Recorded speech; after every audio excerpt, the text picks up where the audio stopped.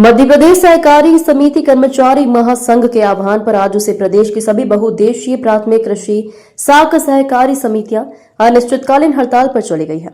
ज्ञात होगी विगत कई दिनों से महासंघ के माध्यम से पैक्स कर्मचारी अपनी लंबित मांगों के निराकरण को लेकर ज्ञापन आवेदन या निवेदन के माध्यम से शासन प्रशासन से संवाद स्थापित करते हुए लंबित मांगों या समस्याओं के निराकरण की मांग कर रहे हैं, किंतु अभी तक शासन प्रशासन द्वारा सहकारिता कर्मचारियों की समस्याओं का ना तो निराकरण किया गया और ना ही किसी तरह की सार्थक पहल की गई, जिसके कारण पूरे प्रदेश के सहकारिता कर्मचारी आज से अनिश्चितकालीन अलकलमबंद हड़ताल पर हैं।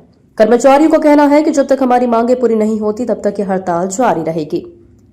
समर्थ सहारा के लिए बालाघाट से पूनम राउत की रिपोर्ट। हमारी बालाघाट जिले की नहीं, ये पूरी प्रादेशिक हड़ताल है और विगत लंबे अरसों से चले आ रही है।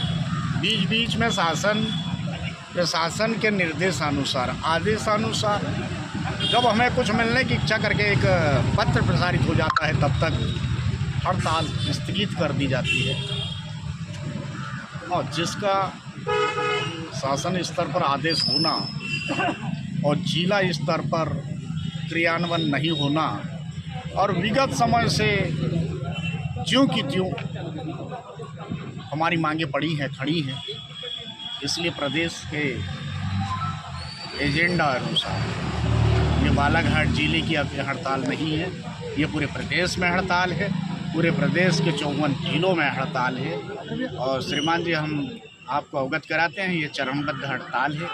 आज 8/9/2025 से 24/9/2025 तक निरंतर कलमबंद हड़ताल होगी, जिसमें जिले में 126 सोसाइटी के अंतर्गत सारी पीडीएस की दुकानें, ऋण व्यवसाय, फर्टिलाइजर वितरण, यानी जितनी जन उपयोगी व्यवस्थाएं जो सोसाइटी के द्वारा संचालित होती है वो पूरी की पूरी और यह निरंतर अनिश्चितकालीन है। अब इस उद्देश्य को लेके प्रदेश के एजेंडे के नीचे ये बालाघाट जिला भी साथ साथ कदम ताल में चल रहा है।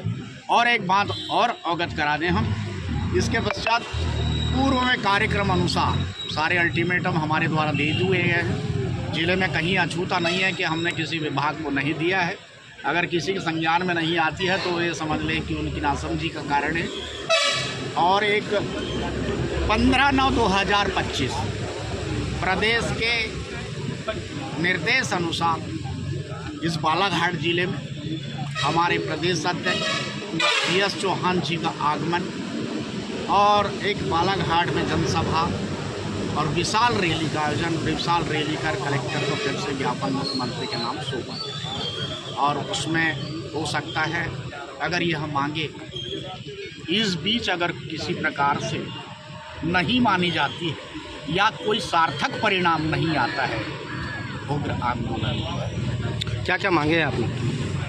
मांगे तो बहुत सारी मांगे हैं श्रीमान जी। स्थानीय मांगे भी हैं, जिसका भी हमने एजेंडा दे चुके हैं। जहाँ जिस स्थान पे हम काम कर रहे हैं उसकी भी स्थानीय मांगे हैं। हमारी मुख्य रूप से मांगे हैं, अभी आपको कई बार पेपर में भी आ रहा है कि विगत कई अरसों से चल रहा है, मेरे ख्याल से 5 वर्ष बीत चुके हैं, जो समिति में कार्यरत निरंतर कई दिनों से जो काम कर रहे हैं कर्मचारी, तो सीनियर सहायक प्रबंधक को प्रबंधक में प्रमोट करना है, ना कि नहीं कोई भर्ती करना। 60% शासन ने जो आदेश किया है कि 60% कर्मचारियों से लेना है, जिनकी अभी तक प्रतिपूर्ति कर उनकी पदस्थापना नहीं की गई है। दूसरा, विक्रेताओं को जो पेमेंट दिया जाना